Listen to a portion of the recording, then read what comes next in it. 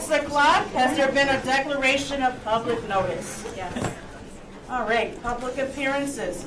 Before we begin with the public appearances, I know there's a lot of emotions right now, naturally. Just when we are presenting, please prevent from making disparaging remarks regarding our superintendent, our board members, and administration. And just focus at the topic as I hand. All right, it is 3 minutes, and we're going to hold on to those 3 minutes, total of 30 minutes for 10 people. Okay, we can go ahead and begin. First person is Andrea Bertoni.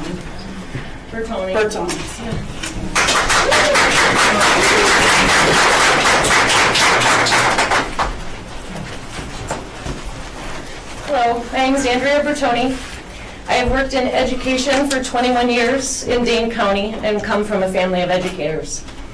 I have a junior and a 7th grader who have spent their entire school careers in MG schools. 90 to 95% of their teacher experiences have been incredible. I've been amazed time and again at welcome back nights and parent-teacher conferences by the passion with which my kids' teachers come to the table and the dedication they have and all that I see that they're doing for my kids.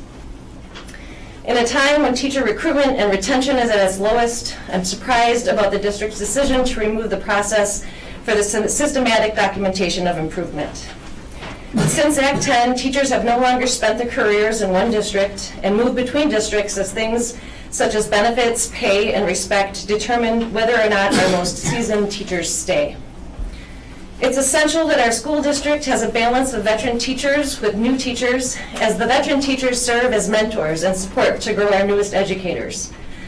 It's impossible for teacher prep programs to adequately prepare teachers for all the nuances that come with the art of teaching, and only through daily interaction with master teachers can the proficiency and capacity of our newest staff be built.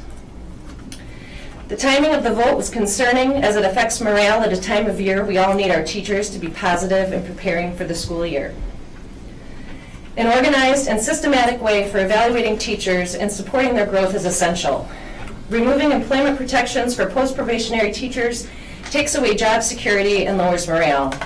I'm certain we all want teachers who are working with our students to advocate for what they see as best for our students without fear of losing their jobs. I'm respectfully asking the board to rescind your vote and to collaboratively create job security language that ensures that teachers can be confident in their ability to advocate for students. Thank you.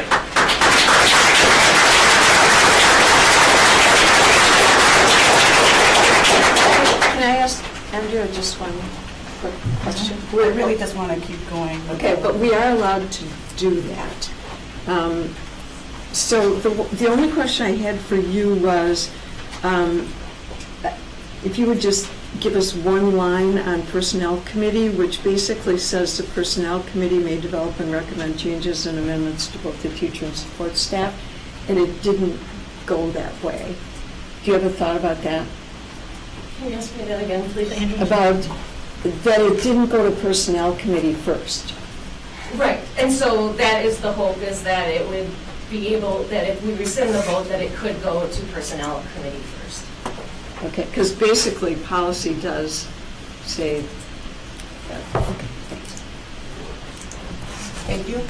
All right, next speaker, Angela Van Fulton. If I apologize if I'm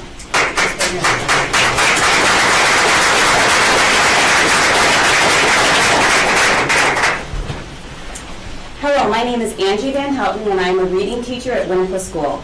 I'm starting my 11th year teaching here in Monona Grove. I'm here today to ask the board to rescind the handbook changes made on August 9th, 2023. Last week, all staff were given a Team MG shirt to mark the beginning of the year. We've been given shirts with that same tagline in years past, and I have happily worn it with pride. I embrace the notion I am part of the community of educators that works hard, is passionate about education, and feels supported by the district administration and school board. This year, I haven't been able to bring myself to wear that shirt. When the school board voted to eliminate all MGSD protections for post-probationary teachers on August 9th, they moved teachers to the lowest possible standard of job protection. Nothing about that move was right. Nothing about that move was collaborative, and nothing about that move was done in the spirit of being a team. Our handbook needs to have specific language regarding job security. We deserve that. We deserve to have a process that is clearly laid out and fair. Many other professions include a yearly performance evaluation, which is used in part to help improve or address performance issues. Our evaluation process from the state is laid out, and no teacher should lose their job for performance issues without there being a fair and clear improvement process.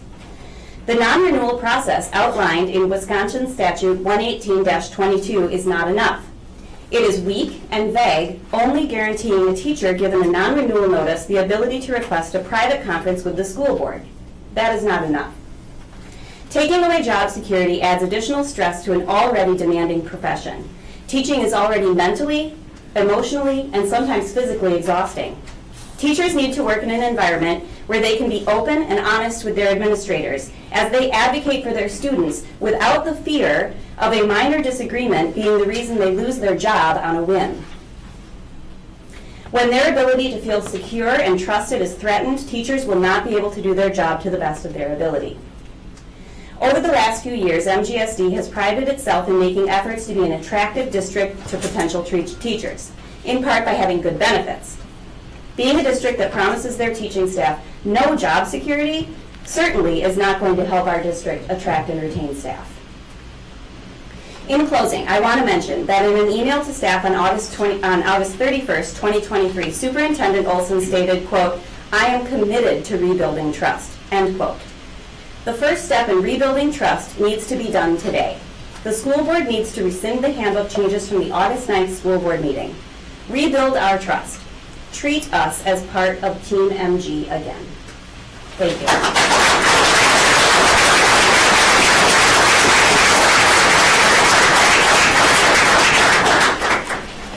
Next is Brian Friedrich.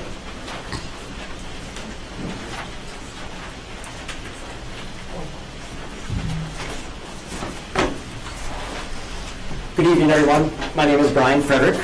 This is my 32nd year of teaching, my 27th year at the Monona Grove School District. I currently teach 8th grade social studies at GDS, and I am the president of the Monona Grove Education Association. When I first learned of the handbook changes passed on August 9th and was able to push past my utter frustration and anger and begin to comprehend the situation the MG community was now in, my stomach became unsettled, uneasy. My grandparents used to call it a pit in your stomach. And yeah, part of that pit was knowing the foreseeable future that my phone would be endlessly lighting up and making noises. In fact, at one point when I stepped into my garden for a solid 2.5 hours when I returned to my phone, I had 54 text messages and I never counted the emails. I understood that the questions were going to be endless, that there'd be too many emails to count, and numerous conversations that I would have would be simply uncomfortable. But in large part, the stress and uneasiness that pit my stomach was knowing that as a community, we would reach this specific moment, where we sit now. And we have to answer, how do we bring everyone back together? How do we address the damage that has been done? How do we move forward? As a first step to this process, toward rebuilding what has been a decades-long collaborative relationship between the school board and its teachers, the MGA asked the board to rescind all the handbook changes. A first step to restoring respect to educators and rebuilding our relationship. Educators deserve a voice in handbook changes. We are asking the board to recommit to collaborating with teachers and working all handbook changes through the personnel committee so educators know their voices will be heard. To change handbook language that set the standard and process for non-renewal of post-probationary educators, eliminate pandemic leave, alter language pertaining to teacher workday and meetings without teacher input is unacceptable. We have the opportunity to back this bus up and get everyone back on board.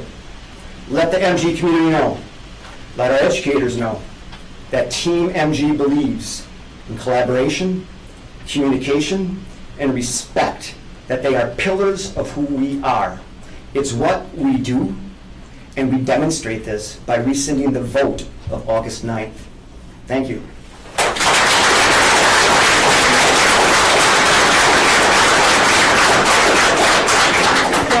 Brian, I Oh, just I'm have sorry. one quick question. I just wanted to know if you were aware that board policy allows board members to request agenda items for board meetings. I am aware of that, yes. And I know of at least one board member that made that request on August 25th, and it's my impression that another board member also made that request. Were you, knowing that in retrospect, you Oh, are you asking that, I'm asking you if you were aware that board members have the ability to ask for an agenda item and that request was made. I was not aware of that specifically in that language, but that is good to know. And it was for, it was stated for the 23-24 handbook revisions rather than just the one Okay. section. All right, thank you. Thank you, Brian. All right, next is Jeremy Duss.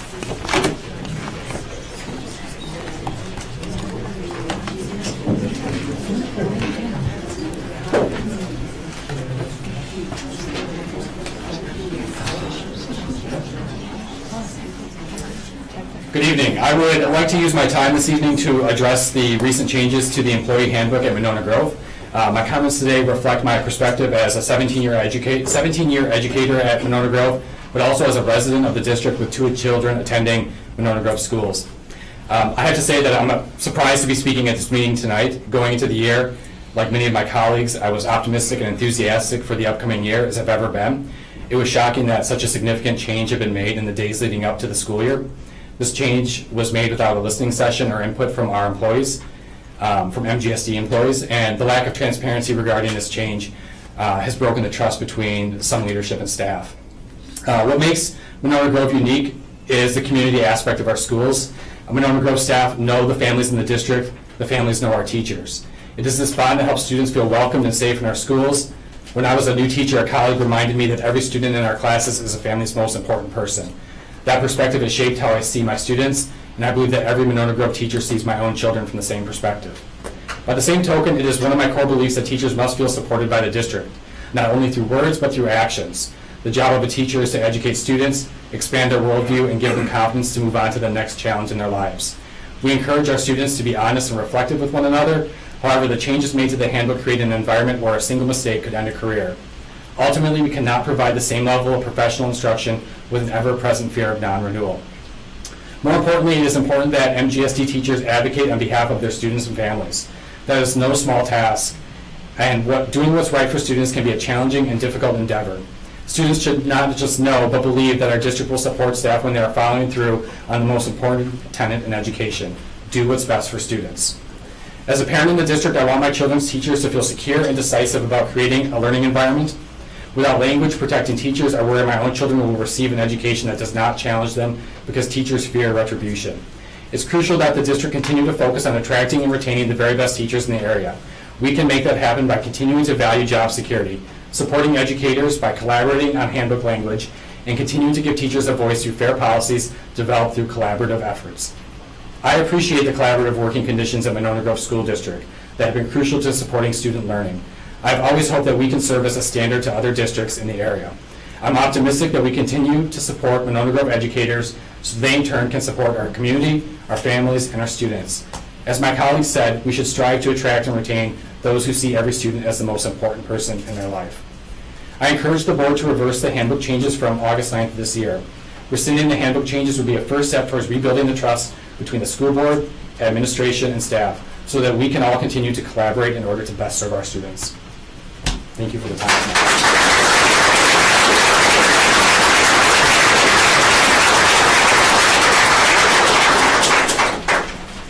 Next is Thomas Howe.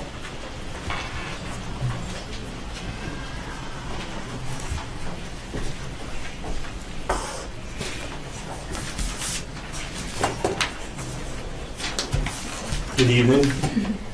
My name is Tom Howe, and I taught social studies at the high school for 2 decades here.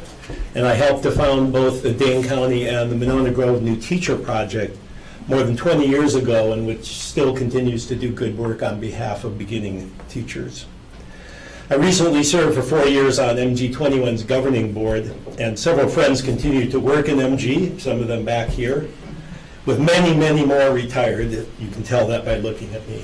So I'm vested in this place in past memory and emotion. My eldest grandchild started kindergarten last Friday at Winnequa, and with 2 of her siblings soon to follow, my heart has a deep interest in the future success of this district. With this future success in mind, I strongly encourage you, like the others, to rescind your vote and to remove that concern about protections for the future. Why should you do this? From my perspective, the research is clear regarding beginning teachers. They are far more likely to come to a district and to stay where they feel valued, included, and supported. Our beginning colleagues are savvier than previous generations, and we know that they expect to be included in decisions that affect the conditions of their work and to be respected professionally.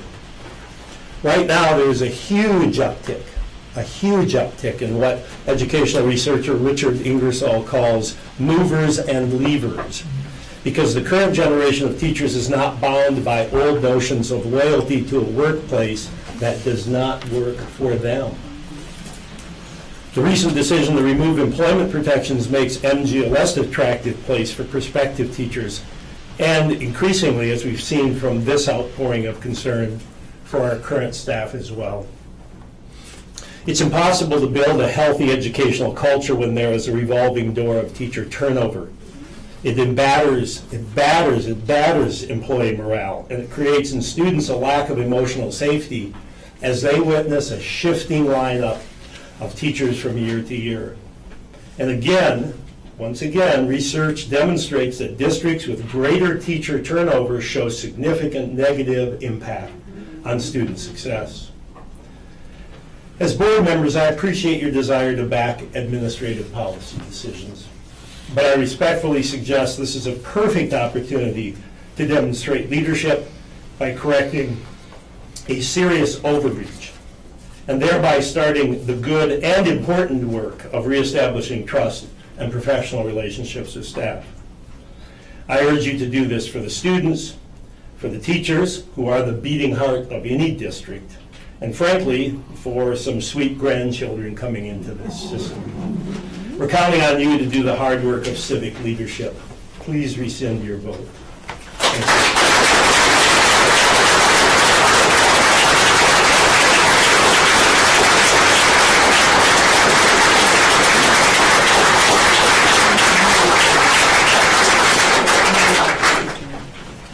All right, next is Robin Jones.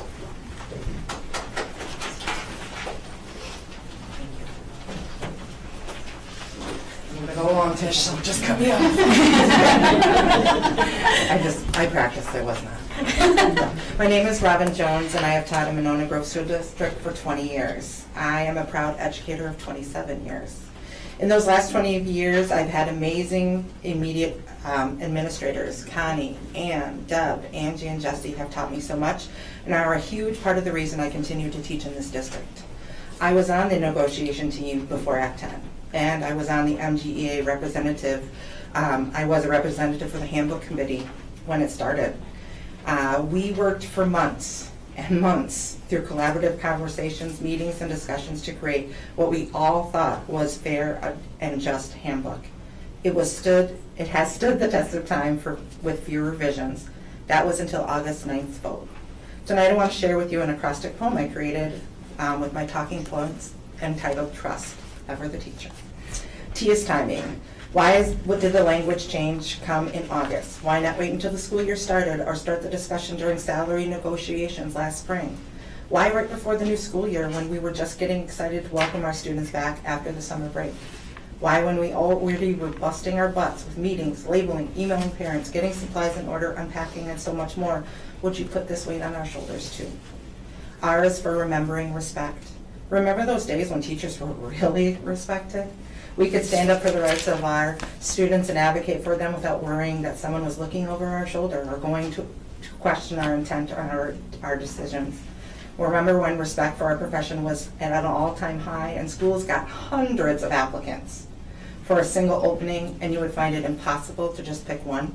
Now districts are begging people to complete their applications and are calling them to encourage them to continue applying. If people don't feel respected in our district and are worried about losing their jobs because they stand up for what they believe is right for our students, how are you going to retain and recruit high-quality teachers? U is for united. You say we are Team MG, but by not following the proper protocols set up in board policy to take handbook changes to the personnel committee, you have failed our team. S is for security. We deserve job security. I've been in this district for 20 years. 20 years. People don't leave because of students in schools. They leave because of administrators. If we don't have that security, then why stay when we can make more money elsewhere? We stay because we care and are cared for. And T is for trust. My trust has been broken. For 20 years, I have put this district before many things in my life. I have been on more committees than you could ever imagine in those 20 years. Committees who work collaboratively, and I knew my voice would be heard.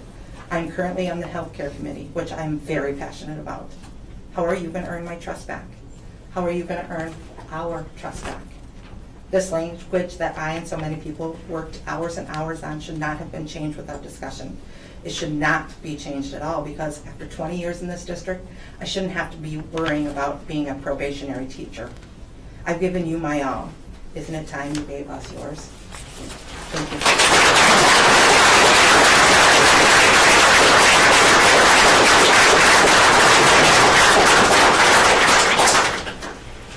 All right, next is Brian Jefferson.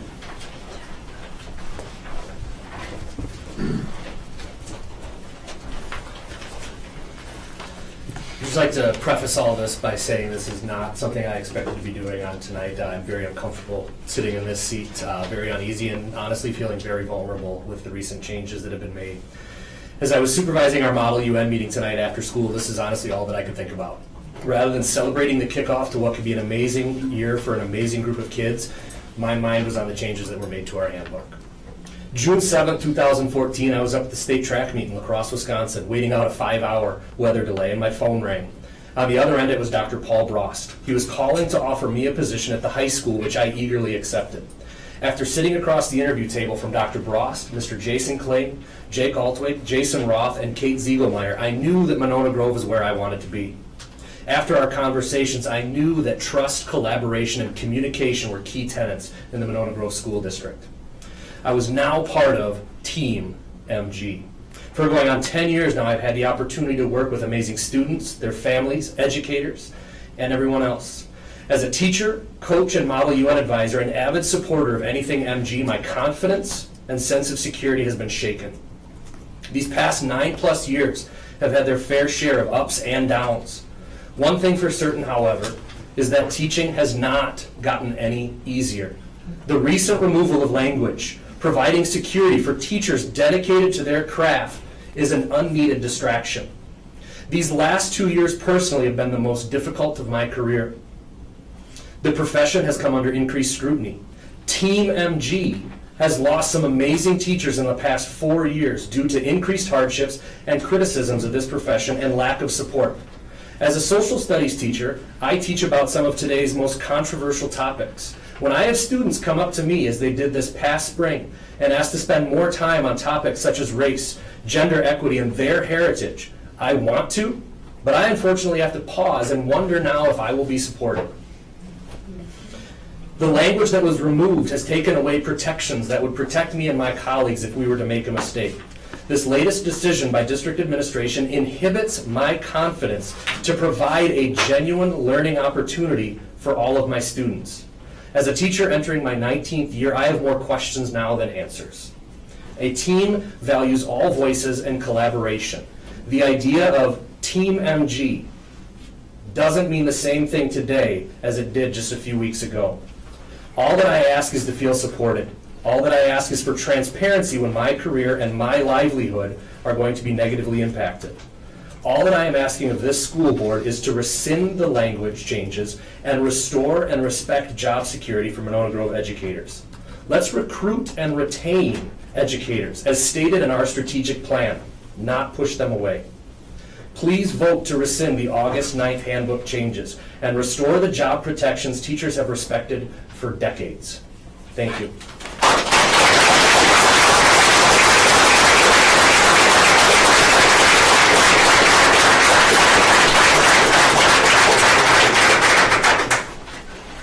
Next is Carl David.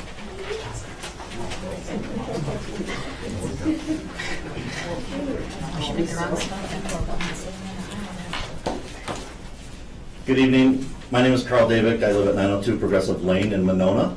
And this fall I began my 31st year delivering instruction to students in orchestra at Monona Grove High School and Glacial Drumlin Middle School. I'm here tonight to ask you to rescind your vote from the August 9th school board meeting that eliminated language from the teacher handbook regarding non-renewal for post-probationary teachers and put the prior language back in the teacher handbook. I ask this tonight because the elimination of this language has created, as you're hearing tonight, feelings of fear, feelings of uncertainty, and feelings of disrespect for myself and my colleagues as we begin this school year. The feelings of fear are that staff voices will be silenced as a result of striking out the language for post-probationary teachers. Teachers will be less inclined to voice their professional opinions on what they feel is best for students if it is in contrast to what an administrator feels, for fear of having no protections that was provided in the handbook and perhaps be considered the proverbial squeaky wheel. The language that was in place had safeguards that would allow staff to advocate for students or programs, even though there may be disagreements with administration. The feelings of uncertainty that you're hearing tonight are very real as we start the year as a result of the recent action. In a time where teachers are leaving the profession or leaving MG, we need to continue to stand by the oft-recited model that you hear tonight, attract and retain. Intended or not, the message sent to the teachers is that of not being interested in helping them if and when they might encounter some performance issues. Finally, the feeling of disrespect is one that is widespread through the district right now. And as you've heard my colleagues say tonight, we all wear Team MG shirts to start the year, but this change and how it has come about without MGEA input, without discourse, seems to go against the idea of team and has created those feelings of disrespect. When I think of team, I think of collaboration, I think of working together, I think of having a voice at the table, all in an effort for working toward the common goal, in this case providing the best possible education for the students of Monona and Cottage Grove. Team MG needs to be more than a catchphrase and a t-shirt. It needs to be actions, actions of collaboration, cooperation, and communication. Actions that have been displayed and evident in the past, but need to be present today and moving forward. So again, I ask you to rescind the vote and put back the language to the teacher handbook, and further ask that the language remain in place that will allow our staff to continue to have a voice that advocates for students without fear of their job security. Thank you.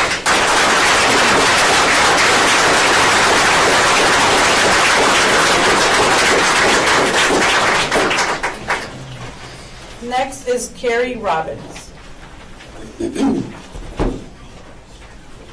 Thank you so much for your time tonight.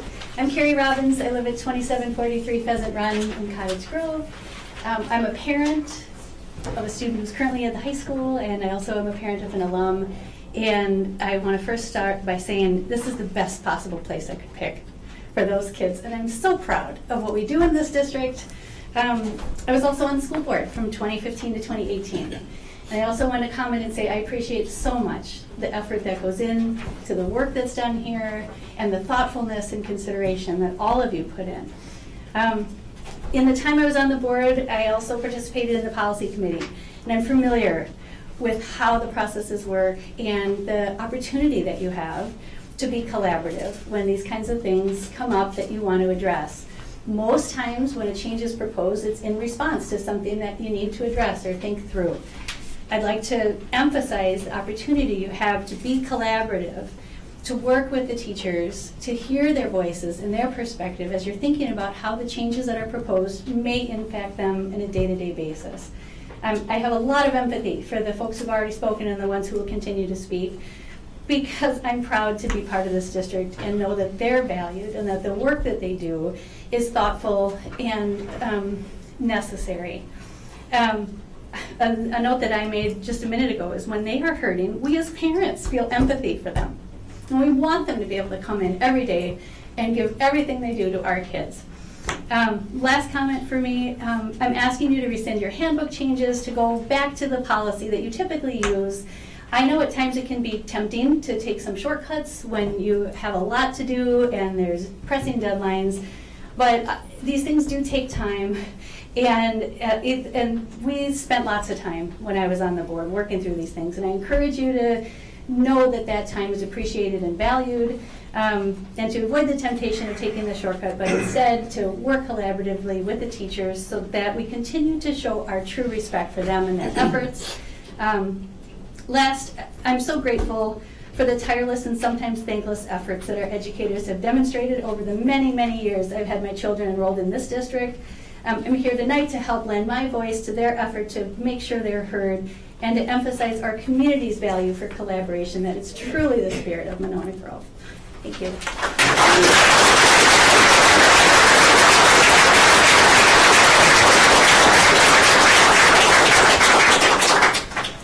And our last speaker is Jessica Parkos.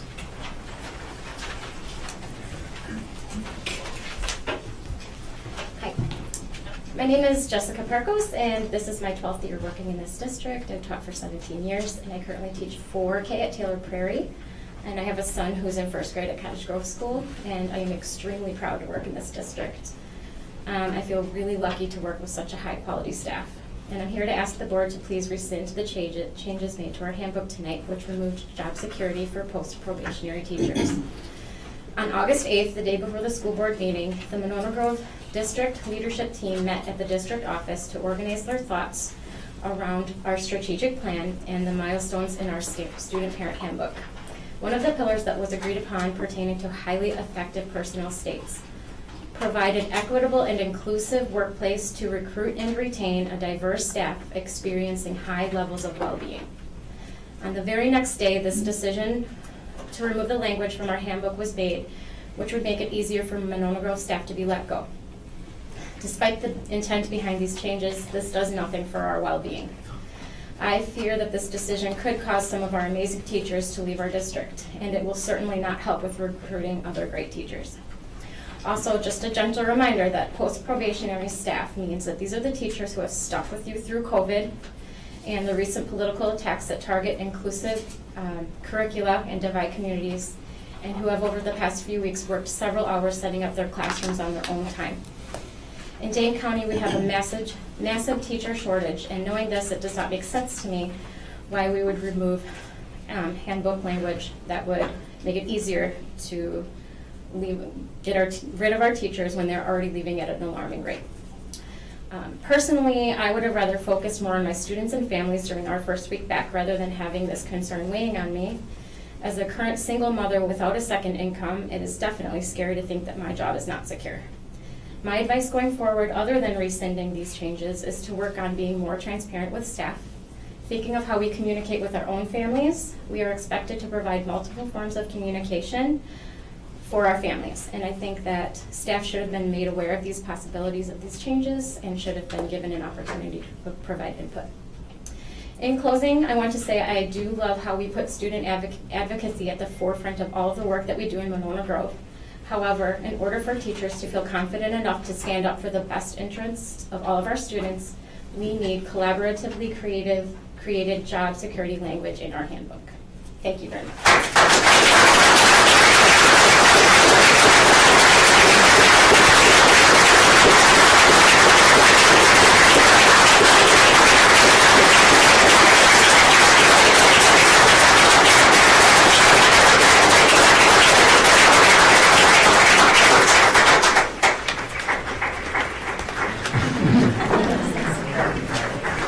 Thank you to all of our speakers today. Okay, we are moving on to approval of minutes, and I have a motion, please. I would move approval of the August 9th, 2023 minutes as presented. Second. All right, all those in favor? Aye. Ayes have it, motion is carried. All right, next is the consideration of the following, and I hope someone to read that motion. No. Oh, I'm sorry. 2023-2024 Teacher Handbook Revision, Section 1902, Standard for Non-Renewal for Probationary and Post-Probationary Teachers. Okay, so the section of the handbook being referenced tonight, of course, is on the board agenda. And so my recommendation is attached to your materials as well as a recommended motion. And I'd like to take just a moment to talk a little bit about the rationale for that recommendation before you consider it. And so one of the other documents that attached is a memo from Cole Thibodeau that explains the rationale for the change that was approved on August 9th. Moving past that, when the concerns were brought to my attention, of course, the first thing for me, I really wanted to understand what those concerns are and what that meant to the staff. You heard a lot of that tonight, obviously. We held listening sessions, and I think what we heard from the staff there was very consistent with some of the statements that were made this evening as well. So I think that kind of speaks for itself. And we talked a little bit about what intent was versus impact. And intent only goes so far. The impact, of course, is what really matters. And certainly this was not, was not the rationale, for this change. So given that, to me, this is a very easy decision and recommendation that we do, in fact, reinstate the original language that was deleted on August 9th. And so in order to do that, I have a recommended motion and proposed revision for your consideration.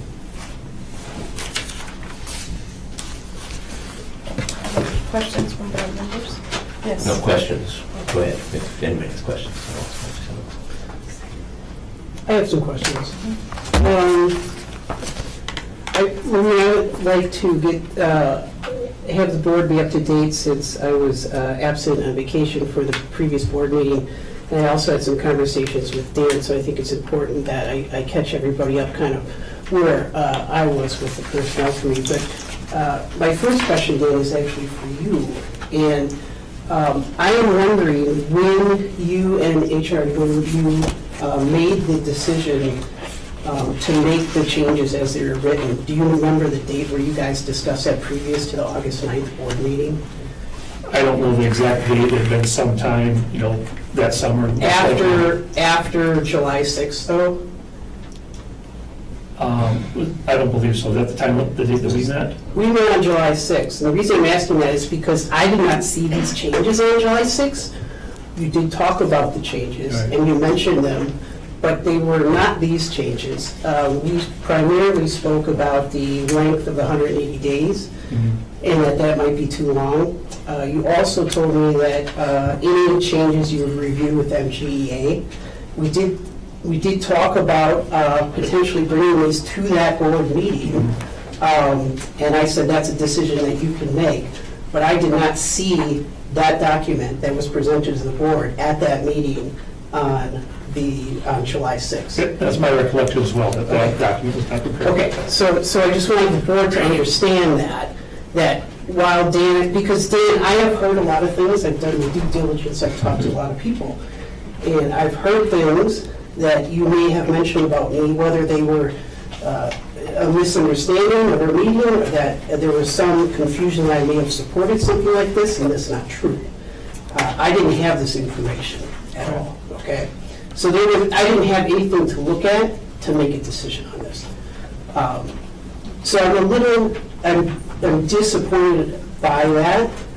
And the other thing that concerns me is usually if you are making a change like this and you present it to the board, typically you explain the change and you talk about what it's going to be and you give us some basic information.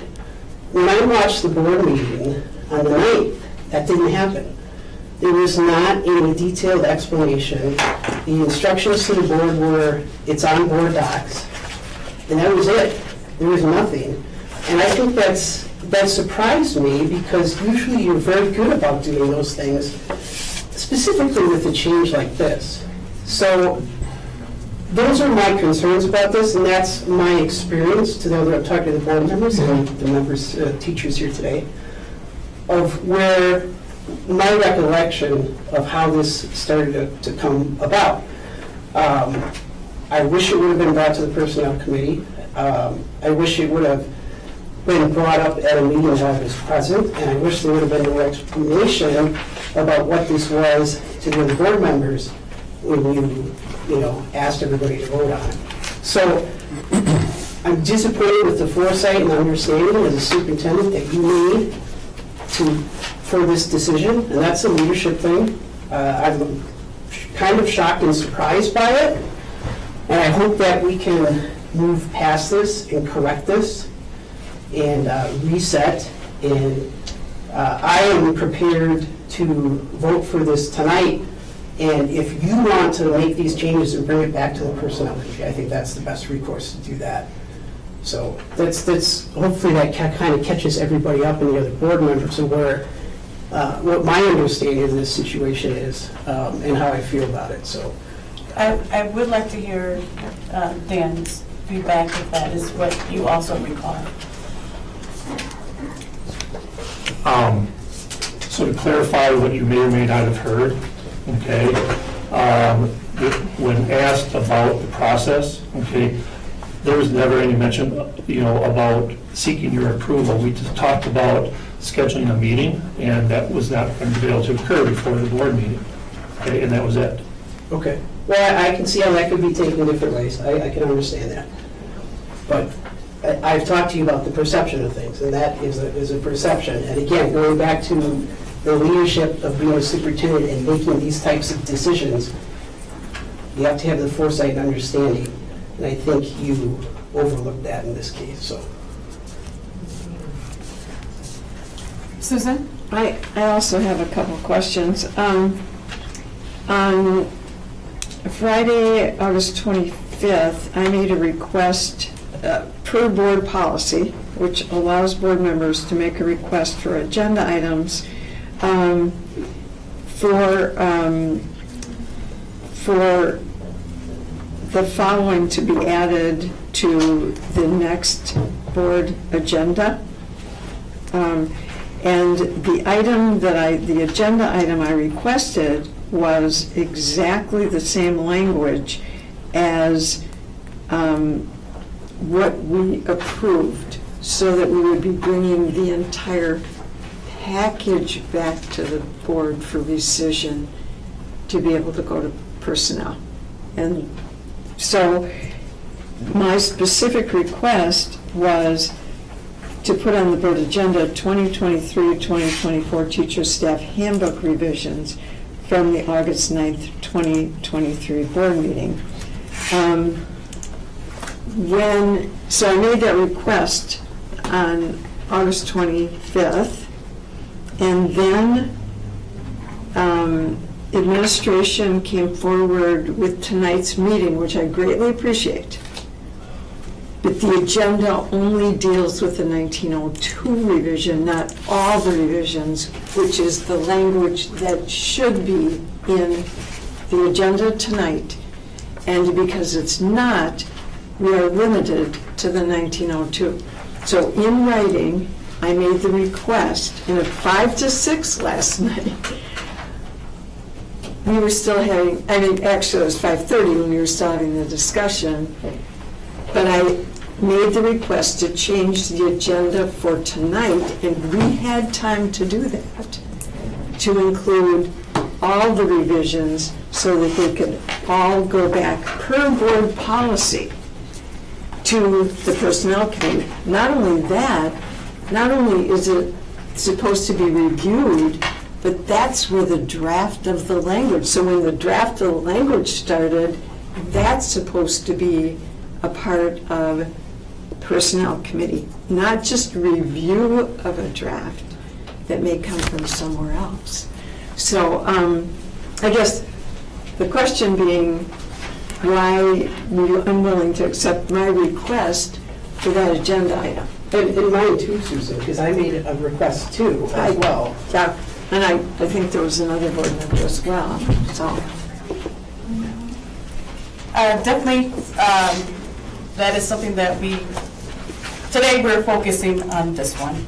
And then for future board meetings, then we can definitely look at that. So your motion is still something that is valid that we can move forward with. We just wanted to focus on this. This is a major issue for our teachers right now, so we wanted to focus at this at hand. So. Well, and I think in terms of that question, I think the issue is, my major issue starts at the beginning. Sure.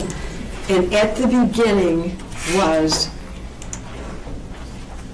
the piece from the board in approving this before it went to personnel. So I'm trying to rectify that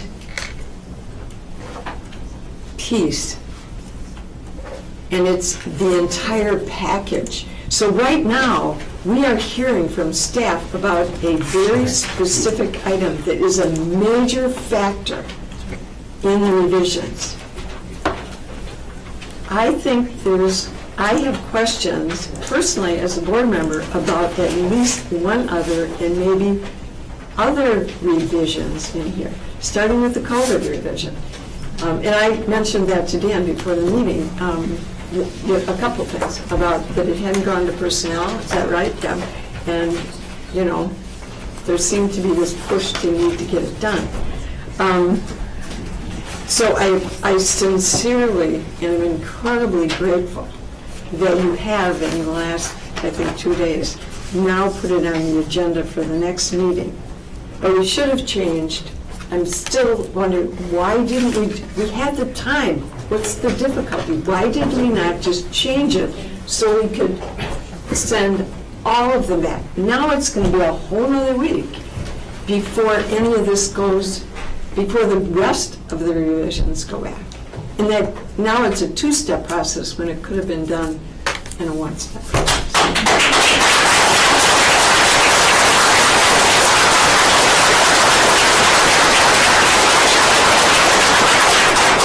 Thank you, Susan. I appreciate you for that. Elizabeth? So, wait, I just... Well, actually, before we will clarify a question, Susan, and for you too, Eric, because I'm having a hard time following. So, are you talking about a request that you sent just to Lorraine, or the one that you sent that CC the whole? I made a request that this should be an action item. Right, but the 19.02, not all handbooks. Susan made the request for the 19.02. No, I made the request, it's right here. I have my, right here. Due to my concerns about this... I believe you, I'm just trying to make sure I just want to make sure I had it, because you sent it I differently. specifically requested, and I requested that twice. I requested it on August 25th, and then when this meeting became announced, I sent almost the exact same request again to change the agenda and expand it. I have another clarification. And I know I requested I put the original motion of everything, not just 1902 as well. So then I have another clarifying question, which is a procedural one, which may be a good question, Peter, for you, or Doug, since you're here. I mean, we could theoretically amend the motion, correct? Why? We're only agendized for 1902. I don't think we can. Yeah, open meetings law gets in the way. That's right. Okay, thank you.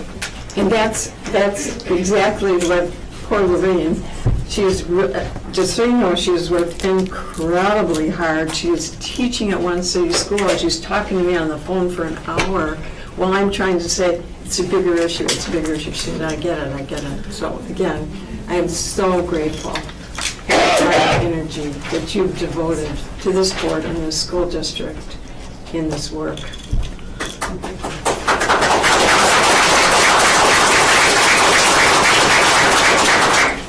Are there other questions or comments from boards before we go to motion? I do. Okay. Yeah. So I wanted to ask Doug a couple of questions. As I was reading through policy, I didn't see anything in policy that reflected the language from the handbook. And that concerns me because I want to make sure that, we don't just put back something in the handbook that was already inert.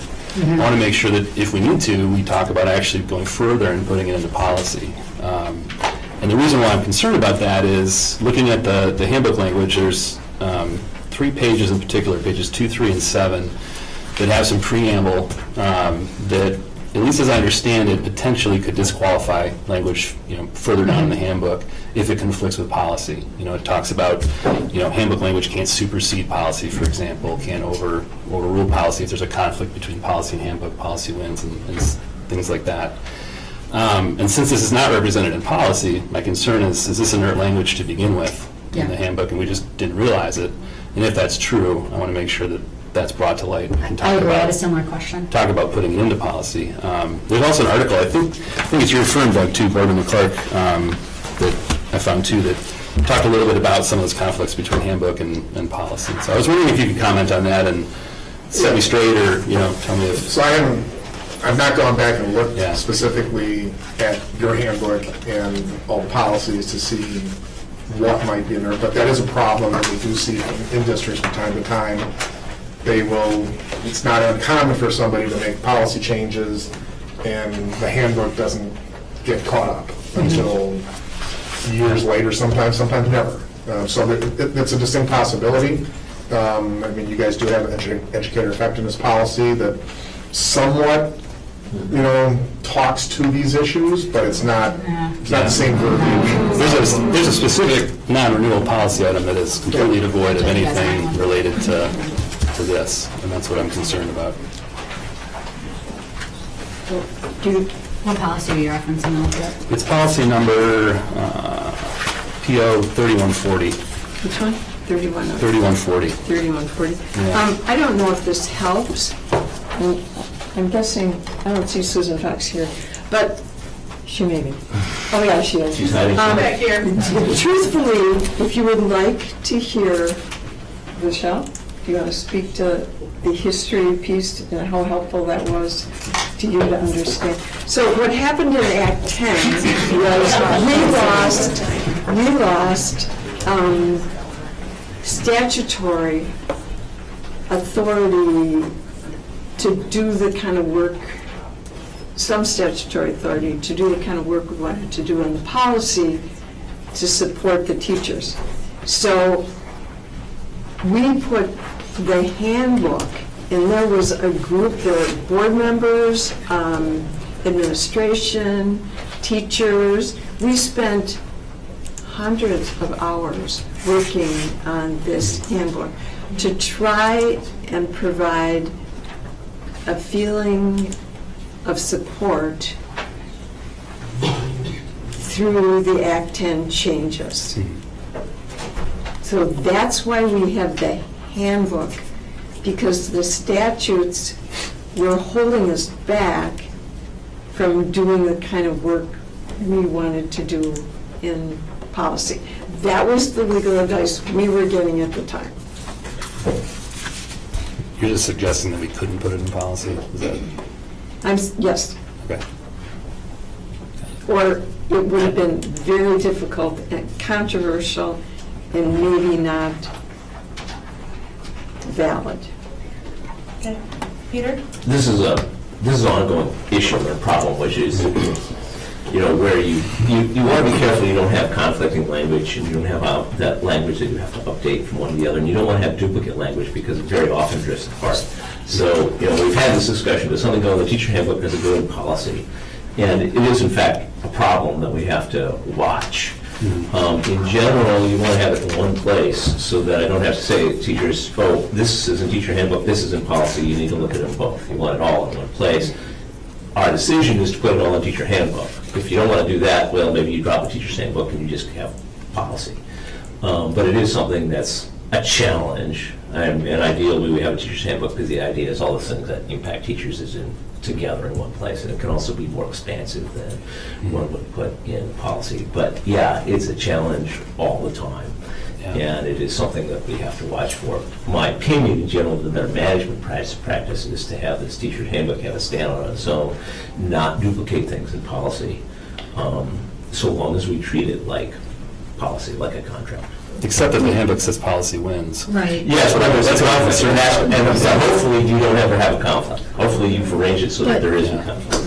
What we could think about doing though, and this is something for us to bring back to policy committee, right, is we could add language potentially in the policy that has it reference the handbook, so they Follow become, him. right, so they become self-referential in that way, so then you update the handbook, right, and the policy follows. I mean, we do that, for example, with contracts, right? Like, the contract states follow the policy, I think about like our SROs, and then as the policies shift and change, the contract follows. And so I think it's not an unsolvable problem, and so I don't want us to get stuck there, and I think it's a really important call out that you made, Philip, around like, Daniel, I have some concerns around this, the handbook language in general, because to me it doesn't feel super clear, and I think if you're gonna have correction procedures for folks that are, you know, not meeting some kind of performance standard, having just language around a performance review process for a certain amount of time, to me, that actually isn't clear enough. And so what I'd like, when you take it back to personnel, Eric, is like to think about if there's a need for like a level of specificity around like, what do those things entail? Like, what are the metrics by which people are on and off them? And like things that feel like business practices, but sort of baked into that, so it isn't some like nebulous, arbitrary process. So I appreciate the desire to want the language back in, that makes sense to me, but to me the language itself isn't really that clear anyway, and there's some opportunity there, I think, to really create some transparency and clarity around, you know, what does a performance review feedback process look like when you're in that sort of more corrective stage of things. Well, and can I Sorry, just, no, well, all I want to do is add, and Dan can actually speak to this, because under policy, we also have what's called an administrative code, okay? So one of the reasons this isn't in policy, we can have language that references it and supports it, but it goes back to Act 10, and it tied our hands in the things that you might want to do to support staff. And so you can't write a policy that is in conflict in any way with Wisconsin law. So when we were writing the teacher handbook, we were doing it very similarly to the administrative code and the student handbook, and we were trying to set support lines that were within, that didn't conflict with the law.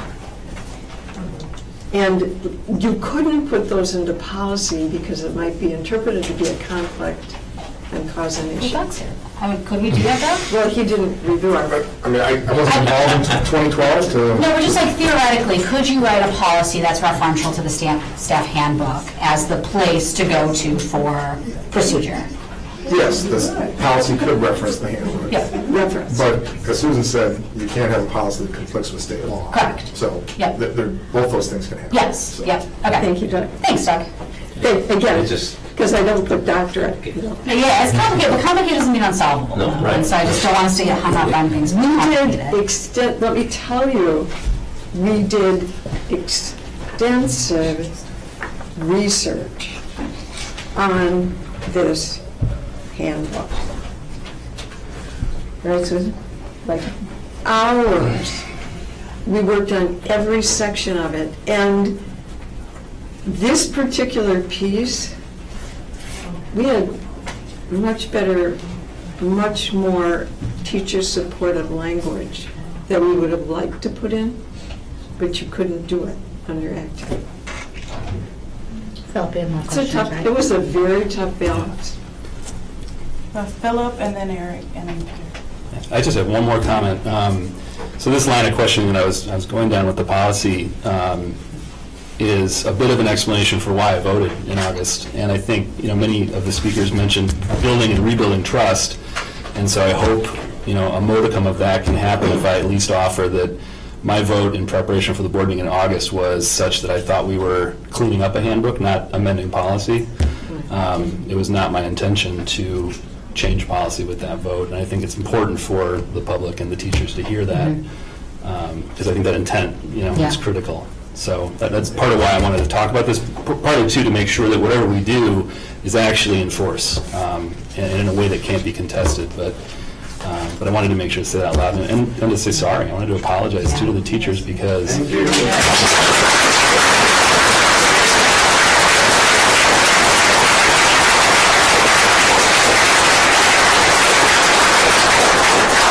And technically, when we did this, as a board, shame on me. Even though policy says may, not shall, it is very clear that the drafting and review goes to personnel. And in addition, if you look at the Monona Grove Teacher Handbook, it specifically says, as an acknowledgement by the teachers, I also understand that these policies and procedures are continually evaluated and may be modified, revoked, suspended, terminated, or changed in whole or in part with prior notification to staff. We didn't do that either. Right. So, shame on us. Yeah. Sorry.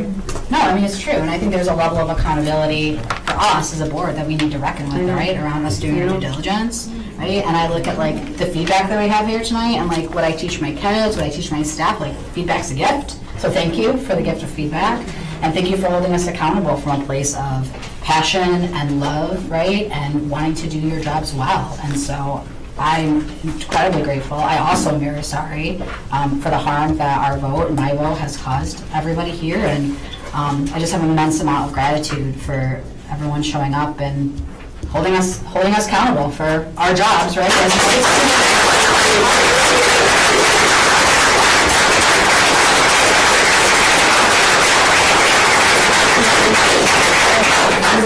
Well, here's the point, that Eric and I both requested. I'll just interrupt in right before Eric. I think your sentiments were perfect, and I think I'll just echo the comments that you made. I also want to take accountability for my actions as well, and I apologize.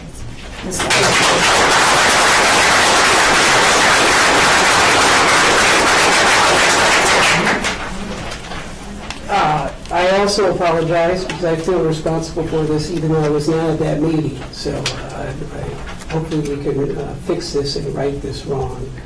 I was going to make a motion, Peter's going to make a motion, but before Peter makes a motion, I want to let you know, Maria and the rest of the board members, that I will be making a formal request for the next board meeting to make Section 21 professional hours and workday an action item so that we can vote, discuss, and vote on that since we can't do it today. So I wanted the teachers to know that I'm also aware of that.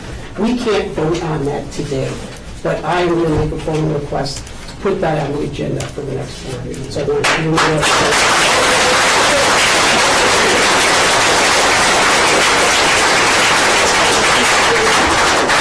Can I just mention, I also want to thank Dan for, it's my understanding that after, poor guy, I said, could you please do this for me? And he's going, I'm trying, I'm working on this, But the language for all the revisions is going to be on the agenda for the next board meeting, right? That was my understanding. To rescind that so they could go to... Lori and I have not even met yet to discuss the next board agenda, so I've heard, what you had said tonight, but the agenda hasn't begun yet. No, but my impression... I think that's what Eric was just getting at. That's what I'm saying. I will make a request. Process that we go through to do that. Yeah. So, and I'm making the request, so that's two board members, and poor Lorraine, that's in her lap, but... And any other board member that wants to make that request can feel free because policy allows it. Peter? I'd like to move approval of revised section 1902 of the teacher handbook as presented. Second. Any further discussion? Can I make a comment real quick too of just, I've been a teacher, I still am a teacher. I appreciate all of you, all the work you do. All the tireless hours that you may not get paid by contract, but you put in, all the care you do for our kids. My kids are also kids that go to our district, and so I want you to know we hear you, and we're here to support you, and so we'll do what we can to try to, again, move forward and learn from this experience, so then we can do that.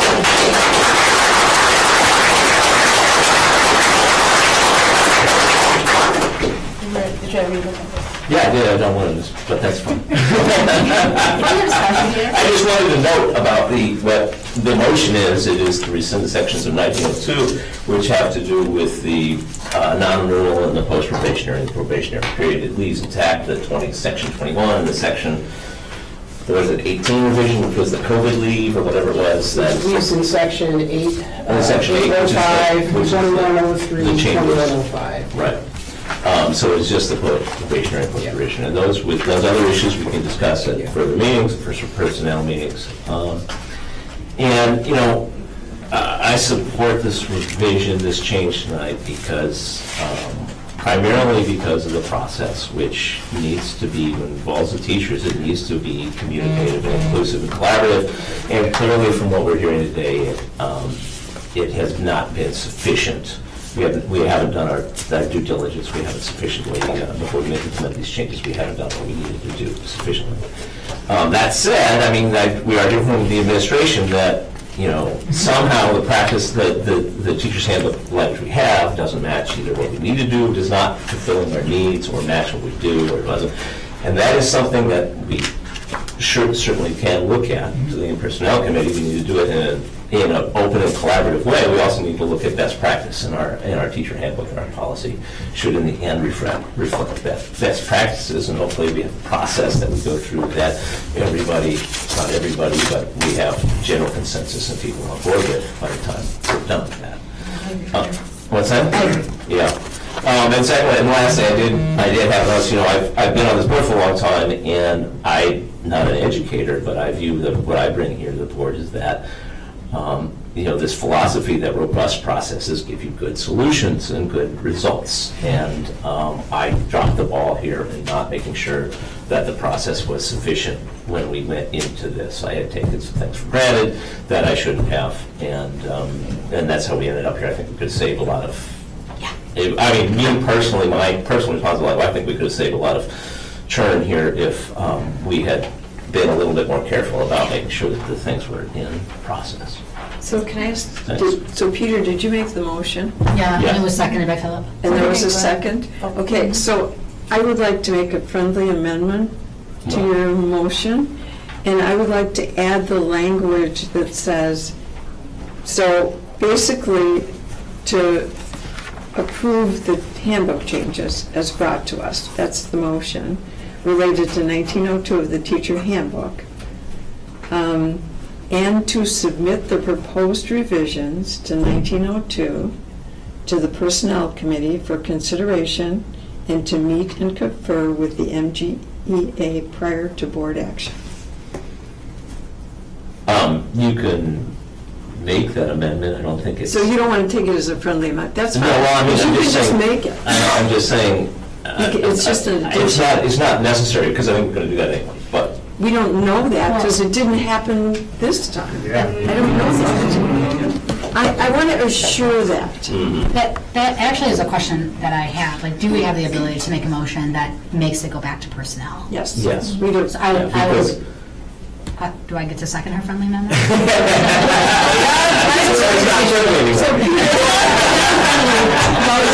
You don't want to make the change? Just yes or no? Back to personnel? Is that yes or no? I don't know. I would defer that to the chair of the Personnel Committee. Okay, here's what I'll do then. That's your motion. I will make a motion to amend that motion to add and to submit the proposed revisions to 19.02 to the Personnel Committee for consideration and to meet and confer with the MGEA prior to board action. And I need a second. I'll second that. Thank you. Well, I just made this motion. You're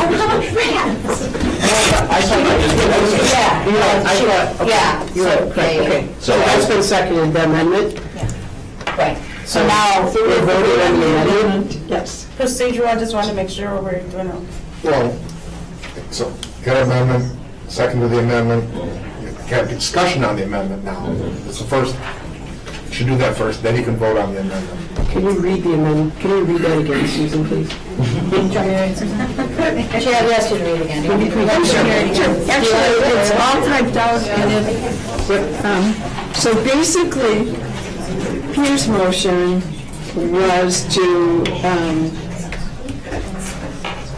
was related to section 19.02 of the teacher handbook. My motion was to add to his motion and to submit the proposed revisions to 19.02 to the Personnel Committee for consideration and to meet and confer with the MGEA prior to board action. Great, thank you. Peter? Prior to the board action we're taking tonight? No. Because Prior you're to saying, board- you're saying prior to board action? Prior to future board action. Okay, let's put prior to future board action. Because technically, if they bring the agenda item forward the way I requested it, which is all handbook revisions, then they can talk about 1902 again. Even though it's been approved and everything and it's clear, they can talk about it again. I just wanted to comment, there isn't really a process for quote-unquote friendly amendments. Robert, so it's not something that we can't do. We can still do it. We can do it as a regular amendment, but this is why I was confused because. It's just like a Midwest amendment, right? Again, you can spend all night talking about that. The fact So just make it a motion, that's If you fine. wanted to, that's fine. It's better to do it procedurally the way we did. Thank you. Okay, so technically, she added a word, you had, believe it was Elizabeth, you had seconded, or... Rochelle seconded, I can second, do I have to second it again? Just with the change, it all be seconded. Second. And now, Any further She got all this, it's Tish? not if there's any further discussion. Any further discussion? I appreciate the requirement to go back to personnel. I think it's important to sit and have discussion around it. And I think to your point, Peter, around administrative point of view and teacher point of view and figuring out how we can find some good clarity in the handbook, I think is a good idea. I'm excited for that. All right, we can move to vote. All right, we'll start with Rochelle. Aye. Susan? Elizabeth? Philip? Aye. Eric? Aye. Peter? Lorraine? Aye. Ayes have it, the motion is carried.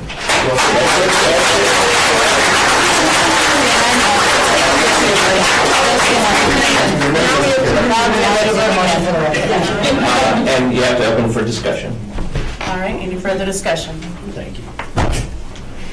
All right, back to vote again. Rochelle? Aye. Susan? Aye. Elizabeth? Aye. Philip? Aye. Eric? Aye. Peter? Aye. Lorraine? Aye. Ayes have it, motion is carried.